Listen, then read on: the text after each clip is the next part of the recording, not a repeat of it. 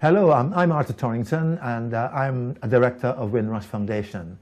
And today we have a very interesting guest, Callum.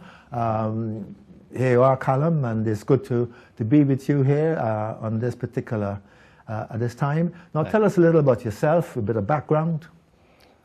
So yeah, my name's Callum. Background as far as where I'm from. So my grandparents came here in their 20s from Jamaica. One settled, my mum's grandparents settled in West Midlands, and my dad's parents settled in London. My parents met in London and obviously had me and my siblings. Went to school in South London. All my formative years were in South London, between sort of South London and Jamaica. All of my education was done here. I worked here at South London. I went on to study special educational needs in children and young people. And that's essentially what I do as a 9-to-5 now. As far as what I do with the community, I work with Ubuntu. So Ubuntu is a leadership program for black children and young people. And it's been operating for the best part of 17 years now.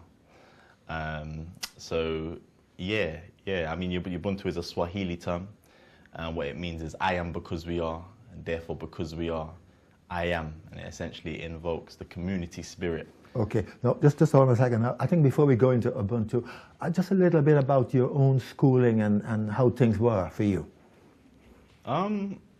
Yeah, school was good. I mean, I think for me, I was very much the same then as I am now, in a sense that I didn't have a bad time in school, in a similar sense that I don't have a bad time in society.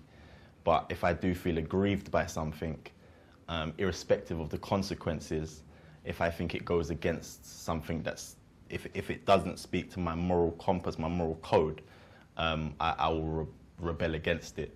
And that was very much my journey in school. And I think that informed the work that I went on to do with children and young people in the community, very much so. Yeah. Now, what sort of subjects did you specialize in? I mean, what were your subjects as you got, into, 17, 18? What sort of subjects you were doing? I studied health and social care in college, and then I went on to study children and young people with special educational needs in university, and then I sort of done some additional things sort of to do with sort of special educational needs law and business management. So I've got a diploma in business management as well. Mm-hmm. What sort of geared you into that area though? I mean, what interested you? So my original, my dissertation in university was actually about how coming from a diasporan background should be considered as a special educational need. Not to say that you're less than or you're incapable, but there's a particular infrastructure that's not designed to facilitate that volume of diasporan people in the UK. And I think what we found was, obviously after coming here after the Windrush and sort of beginning to assimilate with UK culture, that the educational system wasn't designed to facilitate us. So I argued that essentially it was a special educational need to be black in a racist country. So what informed it again was that through my school experience and my experiences as a teen, like I said, anytime I felt aggrieved by something, on a spiritual level, I would always rebel against it, and the consequences were less important to me than rebelling against something which I found to be wrong. When you say the word rebel, I mean, do you mean protests or do you mean an attempt to change? Both actually. Yeah. From a very young age, I was like, this isn't sort of a adult thing, or I didn't know how to explain it. I don't think the teachers knew how to explain it either. I wasn't a bad child, but certainly if I felt something was wrong, the consequences were very menial to me. You know, I Did would, that come naturally? Because sometimes some people don't bother. But I mean, in your case, was that a natural feeling to want to change and to correct? You see something that's wrong? I believe so. I think it was a spiritual thing for me, and I couldn't explain it in fact, I couldn't explain it until maybe very recently. I saw a brother named Dean, I think his name Dean's Osake, and he's a thought leader. He does sort of think tanks in the UK, and he done a talk and explained about sort of a sort of spiritual rebellion as such. I think he spoke about, and I just sort of empathized with that in my younger years, and what led me on to want to do the work. So some inspiration from someone else then, in that sense. That in understanding it, yes. Yeah. Yeah, in understanding it, yeah. But that's how it is in life, you know. Yeah. You're inspired and then you take things on, or you don't bother with it. Yes, sir. I mean, you might see people and you don't bother with them. That's right. Now, what's interesting is that you mentioned about your granddad, your grandparent. What about your own, let's say, for example, parent and their education? I mean, what did they say about their schooling here? You know. Funny enough, they didn't massively speak about it. Neither did my grandparents. I had to actively go to them and say, so? You know, what was this? I even like sometimes I would joke with my gran, both of them, and I'd always ask them like, "Oh, what was school? What not school? Because they didn't go to school here. But what was it like when you come here?" And you know, I would have to really prize the information out of them because they just for some reason didn't have a natural proclivity to speak about it for some reason. But one thing I do remember my grandparents saying is that when they came here, they wasn't able to what was promised to them wasn't honoured. So they had to end up renting from sort of Asian families because white families wouldn't allow them to rent. They weren't allowed to go certain pubs because of no black, no white, no blacks, no dogs, no Irish. So they spoke a lot about those experiences. But as far as my parents' education here, they didn't massively speak about it, to be honest. Yeah, I mean, that's a tendency, you know, from the older generation. Yeah. They tend not to say. Now, you were involved, you mentioned Ubuntu and leadership. I mean, what do you pass on? And in fact, what do you learn? So I attended Ubuntu. I started attending Ubuntu when I was 13 or 14 years old.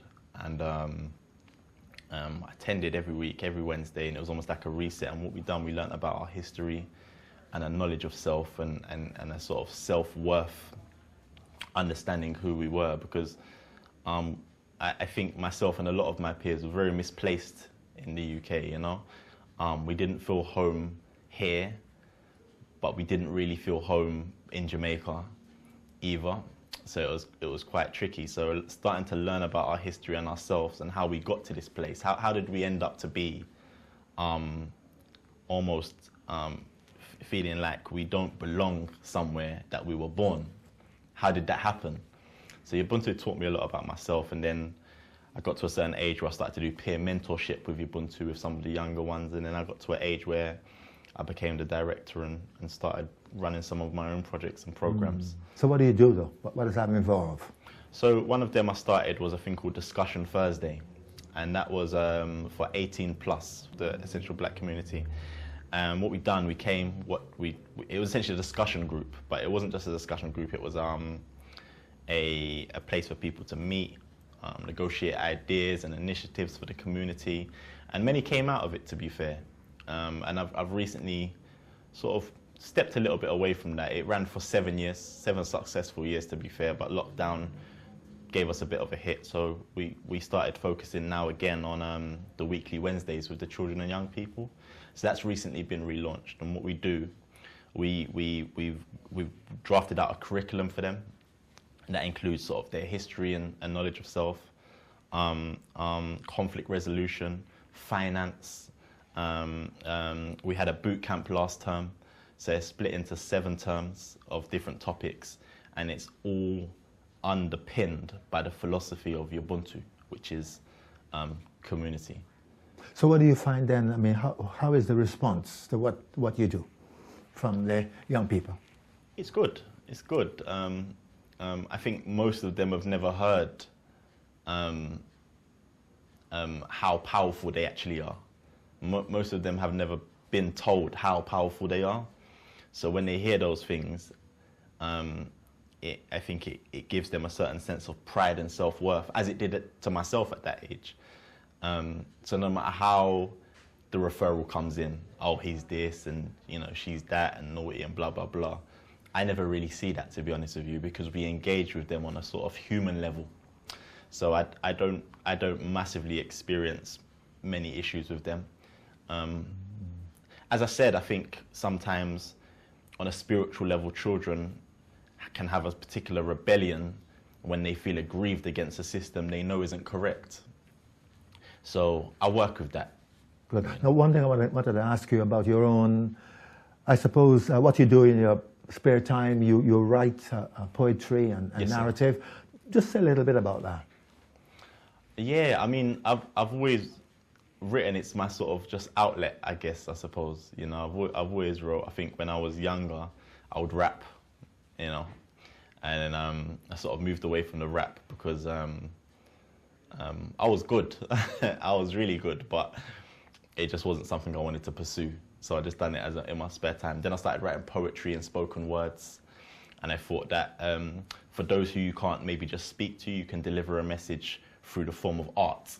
So I started writing spoken words and getting a message out. So how did you, what made you, you know, have that kind of creative kind of mind, and what must have been some kind of inspiration? I think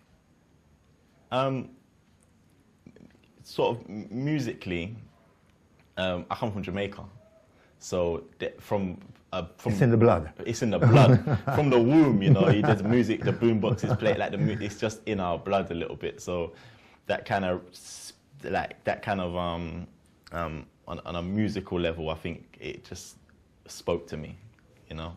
Mm-hmm. So because you were in rap, and then, you know, it was automatic to go into writing verse and rhyme and stuff. Then, yeah, really. precisely. I just sort of, I guess I think I just matured in my delivery, I guess, to maybe... I mean, how many, have you written loads of the stuff, or reams of things? Yeah, I've 10, 20, 30, 40? Oh no, I've got books. I've got about 15 books at home. That's full from front page to back. Indeed, of all your work? Yeah. But then, books that you publish, self-publish? No, I've not published them. They're just. But you said books. Yeah. So what that means? It's still in to go to the printers then. I've not considered publishing them. It's literally written. So from the age of maybe. How many pages do you reckon? A standard workbook. Let's say A4. A4 standard workbook, and I've probably got about 15 books. Full from you front can to get back. 15 of those. I've got. So about 15. in other words, let's say you want to put something together of 100 pages then. Easy. of narrative and poetry. Yeah. You would have how many books? 10, 20, 5? I could easily do about 5, 6 books. Okay, so you're not ready to do it yet then. Yeah. I don't know. I mean, a lot of them were from when I was a little bit younger, so they're different topics. And you might want to go back and do some revision then. Precisely. They're not all from the place I am now, which isn't a bad thing, but they're different topics. And I always was quite creative with my writing. So even at sort of 17, I'd write rhymes about stories, you know, and I'd be rapping, but I'd be telling a sort of a whole narrative, a whole story from my rap. I was good. I believe you indeed. I was good, but yeah. Well, it's good talking with you, Callum. It's really Likewise. good in the sense that it's good to hear your experience. You mentioned about your grandparents. Yes, you mentioned sir. about your school and stuff. What you're doing with the Bantu. I mean, that is great work. We want you to continue. Yes, sir. And I hope that at some point in time you're going to come back and maybe read a few of your original stuff. I mean, I'm sure you will agree. Yes, sir, of course. Okay, thank you Absolutely. again. Thank and you. we just go back to the studio. Thank you very much.